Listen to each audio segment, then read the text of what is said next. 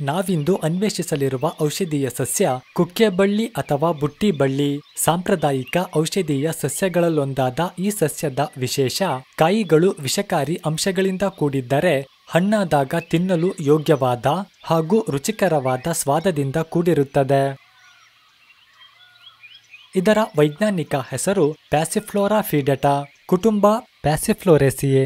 ಸಂಸ್ಕೃತದಲ್ಲಿ ಲೋಮಫಲ ಎಂದು ಕರೆಯುವ ಈ ಸಸ್ಯವನ್ನ ಕನ್ನಡದಲ್ಲಿ ಕುಕ್ಕೆಬಳ್ಳಿ ಅಥವಾ ಬುಟ್ಟಿಬಳ್ಳಿ ಎಂದರೆ, ಹಿಂದಿಯಲ್ಲಿ ಜುಮ್ಕಾಲತಾ ಎಂದು, ಆಂಗ್ಲ ಭಾಷೆಯಲ್ಲಿ stinking passion flower, white love in mist, wild ಮೆರುಕುಹ, bush passion fruit, wild water lemon ಇತ್ಯಾದಿ ಹೆಸರುಗಳಿವೆ.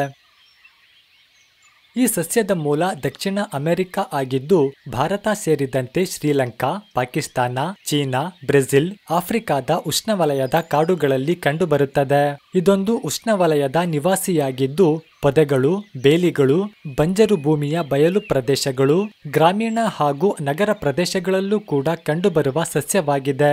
ಯಾವುದೇ ಮರ ಅಥವಾ ಸಸ್ಯಗಳಲ್ಲಿ ಹಬ್ಬಿಕೊಂಡು ಬೆಳೆಯುವ ಈ ಬಳ್ಳಿಯು ಸುಮಾರು 20 ಅಡಿಗೂ ವಿಸ್ತಾರವಾಗಿ ಬೆಳೆಯಬಲ್ಲ ಸಸ್ಯವಾಗಿದ್ದು ರೋಮಯುಕ್ತ ಹಸಿರು ಕಾಂಡವಿದ್ದು ತ್ರಿಕೋಣಾಕಾರದ 8 ಸೆಂಟಿಮೀಟರ್ ಅಗಲ ಹಾಗೂ 9 ಸೆಂಟಿಮೀಟರ್ ಉದ್ದವಾದ ರೋಮಯುಕ್ತ ಹಸಿರೆಲೆಗಳಿದ್ದು ನಕ್ಷತ್ರಾಕಾರದ ಗಡಿಯಾರದ ಮುಖಭಾವ ಹೋಲುವ ಸುಂದರವಾದ ಹೂಗಳಿರುತ್ತವೆ.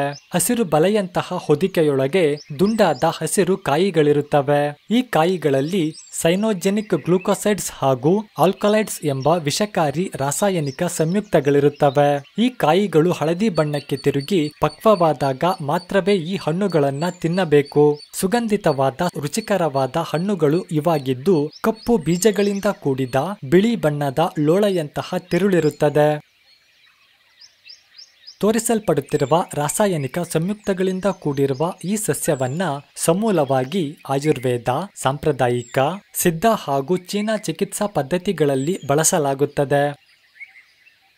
ಈ ಇಡೀ ಸಸ್ಯವೇ ನಿದ್ರಾಜನಕ ಗುಣಲಕ್ಷಣಗಳಿಂದ ಕೂಡಿದ್ದು ನಿದ್ರಾಹೀನತೆ, ಅಧಿಕ ರಕ್ತದೊತ್ತಡ ಹಾಗೂ ಮಾನಸಿಕ ಒತ್ತಡದಲ್ಲಿ ಇದರ ಕಾಯಿಗಳನ್ನ ಹೊರತುಪಡಿಸಿದ ಸಮೂಲ ಕಷಾಯವನ್ನ ಸೇವಿಸಬಹುದು.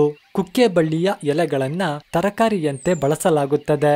ಈ ಎಲೆಗಳನ್ನ ಒಣಗಿಸಿ ಪುಡಿ ಮಾಡಿ ಚಹಾ ಮಾಡಿ ಸೇವಿಸುವುದುಂಟು. ಇದು ನಿದ್ರಾಹೀನತೆಗೆ, ತುರಿಕೆ, ನೆಗಡಿ ಹಾಗೂ ಕೆಮ್ಮಿಗೆ ಸಹಕಾರಿ ಎನ್ನಲಾಗಿದೆ.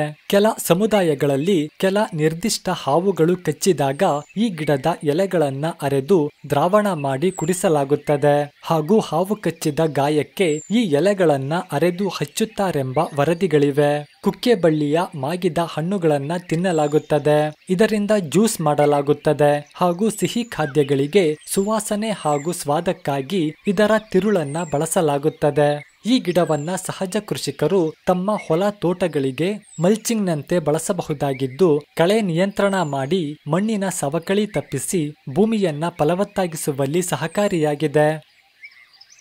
ಈ ಸಸ್ಯದ ಕಾಯಿಗಳನ್ನ ತಿನ್ನಬಾರದು, ಮಾಗಿದ ಹಣ್ಣುಗಳನ್ನ ಮಾತ್ರ ತಿನ್ನಬೇಕು.